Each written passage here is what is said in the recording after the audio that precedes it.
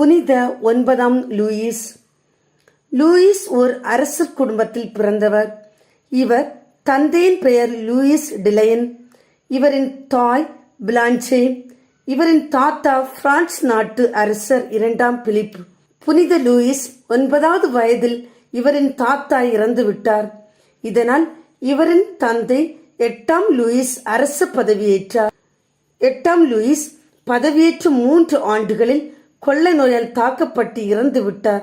அதனால் லூயிஸ் தனது 12ஆம் வயதிலே நாட்டின் அரசராக பதவியேற்றார். 9ஆம் லூயிஸ் என்ற பெயரும் பெற்றார்.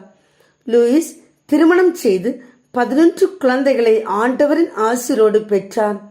தன் குழந்தைகளை தானே சிறந்த முறையில் பேணி வளர்த்து பயிற்றுவித்தார்.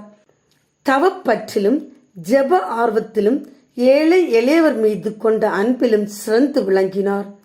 தன் நாட்டு மக்களின் ஆன்மீக நலத்திலும் அவர்களிடையே அமைதியை உருவாக்குவதிலும் அக்கறை கொண்டு ஆட்சி செய்தார்.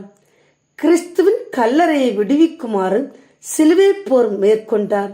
இவர் 1226ஆம் ஆண்டிலிருந்து தான் இறக்கும் வரை அரசராக இருந்தார். இவர் 1248ஆம் ஆண்டு 7வது சிலுவை போரையும் 1270ஆம் ஆண்டு மீண்டும் 8வது சிலுவை போரையும் நடத்தினார். இவர் அரசர்களிலே முதல் புனிதர் என்ற பெயர் பெற்றார். இவர் பிரான்சிஸ்கன் 3ஆம் சபைக்கு பாதுகாவலர் ஆவார். இவரது திருவிழா ஆகஸ்ட் 25ஆம் நாள் கொண்டாடப்படுகின்றது. ஜெபம். நல்ல ஆயனாம் எம் இறைவாம், எங்கள் நாட்டை ஆள்கின்ற அனைத்து தலைவர்களையும் உம்மிடம் தருகின்றேன்.